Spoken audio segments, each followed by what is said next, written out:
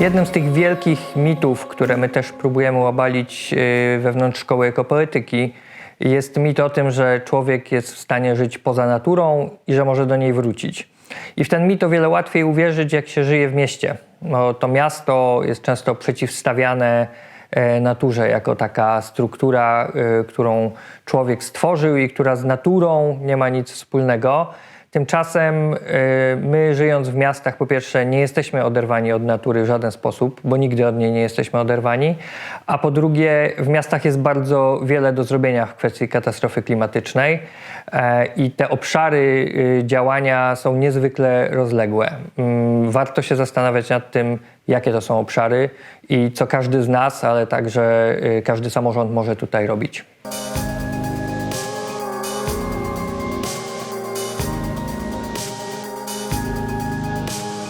Nasze wyobrażenie o tym, czym jest przyroda w mieście i czym może być przyroda w mieście, dzisiaj w dużej mierze jest pochodną, albo można powiedzieć nawet pozostałością myślenia, które liczy sobie przynajmniej 200 lat i zupełnie nie przystaje do stanu dzisiejszej wiedzy, do wyzwań, jakie mamy przed sobą jako mieszkańcy miast i w ogóle do wyzwań, jakie mamy przed sobą jako ludzie.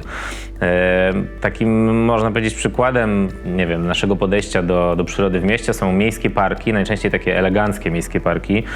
No nie wiem, weźmy Warszawę, to są na przykład Łazienki Królewskie. Każda wycieczka szkolna w Polsce, w Warszawie, każda szkoła przynajmniej raz jedzie na wycieczkę szkolną do Łazienek. To jest taki punkt, taki wzór, który się pokazuje. Patrzcie, tak powinna wyglądać przyroda w mieście. Ten wzór tak naprawdę, jak go rozbierzemy na czynniki pierwsze, to jest właściwie ogród przy dawnej rezydencji, który miał służyć przede wszystkim, no była to po prostu pewna ozdoba. Była to ekstrawagancja. Pozwolono sobie na to, żeby taki kawałek terenu w ten sposób zagospodarować. Po co? Przede wszystkim po to, żeby toczyło się tam życie towarzyskie wyższych sfer. I to nie tylko Łazienki, ale też na przykład Ogród Krasińskich, czy inne takie najstarsze warszawskie parki w gruncie rzeczy z tego myślenia o przyrodzie się wzięły. Stąd, nie wiem, to przycinanie różnych tam żywopłotów, w ogóle takie przycinanie pod linijkę albo zostawianie osi widokowych, no po to, żeby było widać tych pięknych mieszczan w pięknych strojach, czy przedstawicieli rodów, jak tam się przechadzają. No i to jest jakby taki najwcześniejszy sposób myślenia, że w ogóle przyroda w mieście do czegoś służy. Dzisiaj w dużej mierze cały czas to kopiujemy i te łazienki cały czas stawiamy za wzór miejskiej przyrody.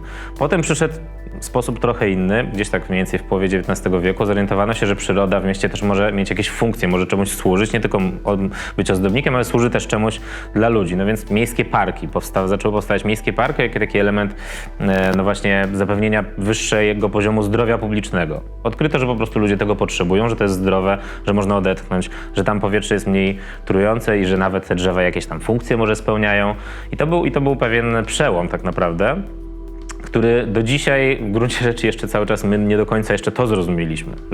Mam wrażenie, że żyjemy cały czas w pewnym sensie, a przynajmniej często władze miejskie żyją w takim modelu jeszcze sprzed tego przełomu z połowy XIX wieku. I jakby to jest to, na czym my dzisiaj mniej więcej stoimy. Tak naprawdę jakbyśmy teraz się przenieśli w dzisiejszą rzeczywistość i zastanowili się, przed jakimi wyzwaniami stoimy my jako ludzie. No już weźmy nawet ten taki model traktowania przyrody jako czegoś użytecznego. No gdyby ona miała być naprawdę dzisiaj dla nas użyteczna, w sytuacji, kiedy mamy kryzys klimatyczny, kiedy mamy coraz większe wahania, niestabilne zjawiska klimatyczne, mamy coraz gwałtowniejsze deszcze, które nas zalewają, mamy fale upałów, susze, no bardzo niestabilna rzeczywistość nawet w Polsce, która i tak jest stosunkowo w bezpiecznej sytuacji, jeżeli chodzi o skutki kryzysu klimatycznego, to nam potrzebna jest jak najbardziej dzika przyroda.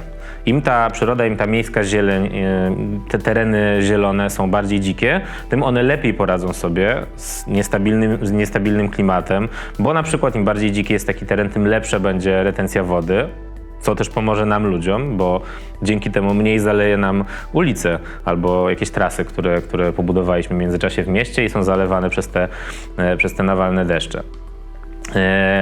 Tym lepiej poradzi sobie taki teren z suszą. Dla nas będzie to też taki gęsty miejski las, czy na przykład taki teren, jaki mamy nad Wisłą w Warszawie, stanowił lepszą ucieczkę przed upałem, przed hałasem, niż taki miejski park, który jest przycięty, przerzedzony. To jest kolejny przykład tego, że nawet biorąc pod uwagę tą użyteczność, to ta dzika przyroda jest dla nas lepsza dzisiaj. Ale tak naprawdę my powinniśmy się przestawić jeszcze na zupełnie inny sposób myślenia. Bo to, jak my traktujemy przyrodę, to w dużej mierze decyduje o tym, jak traktujemy w ogóle, jak traktujemy przyrodę w mieście, decyduje też o tym, jak traktujemy przyrodę szerzej, tak? Bo największa, duża grupa po prostu ludzi ma głównie kontakt z tą przyrodą miejską tak naprawdę i trochę w pewnym sensie kopiuje te wzorce, które widzi obok siebie w mieście, na to, jak w ogóle powinien wyglądać świat przyrody.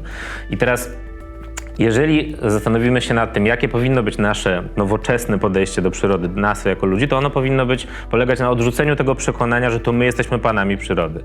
No w gruncie rzeczy doświadczenia ostatnich dekad pokazały, że my ją głównie niszczymy.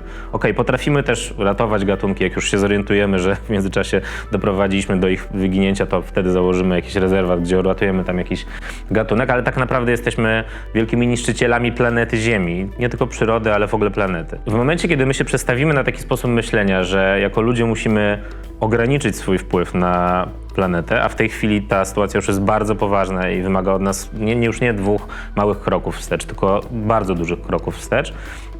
Im szybciej to zrozumiemy i zobaczymy ten ekosystem, który jest taki wrażliwy, który niszczymy, tym większa szansa, że jeszcze w ogóle uratujemy się przed najgorszymi skutkami katastrofy klimatycznej. I mam wrażenie, że sposób, w jaki kształtujemy przyrodę, czy właśnie w jaki traktujemy ją, a właściwie chodzi o to, żeby nastawić się na niekształtowanie jej, tylko na to, żeby ona sama decydowała o sobie w dużej mierze, w dużej mierze będzie kształtował sposób, w jaki podejdziemy do szerszych zagadnień, takich jak właśnie na przykład kryzys klimatyczny, czy jak w ogóle eksploatowanie Ziemi jako planety, na której żyjemy. I dlatego uważam, że takim moją wizją czy marzeniem, które mogłoby się spełnić, jest, wracając na chwilę do tych łazienek, jest to, żeby każda szkoła w Warszawie pojechała na wycieczkę do Łazienek i zobaczyła tą przyrodę w mieście, która została ukształtowana przez człowieka, przycięta, tak żeby była estetyczna, a potem, nie wiem, tydzień później albo miesiąc później pojechała na Zakole Wawerskie. I tam obejrzała dokładnie też tą samą przyrodę, tylko zobaczyła, jak ta przyroda jest inna w momencie, kiedy ona ocalała przed ingerencją człowieka.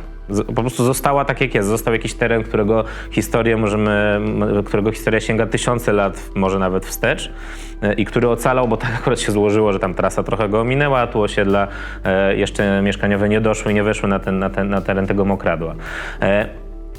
I w tym sensie uważam, że oczywiście samo ocalenie miejskiej przyrody, dzikiej miejskiej przyrody nie uratuje ekosystemów na świecie, ale moim zdaniem to, co może zmienić, to może zmienić podejście ludzi. To znaczy chciałbym, żebyśmy wreszcie zorientowali się, że to są 2 różne wzorce i tak naprawdę ten wzorzec zostawienia czegoś tak, jak jest, zostawienia przyrody w takiej wersji, w jakiej ona sama siebie ukształtowała, jest bardziej nowoczesny po prostu.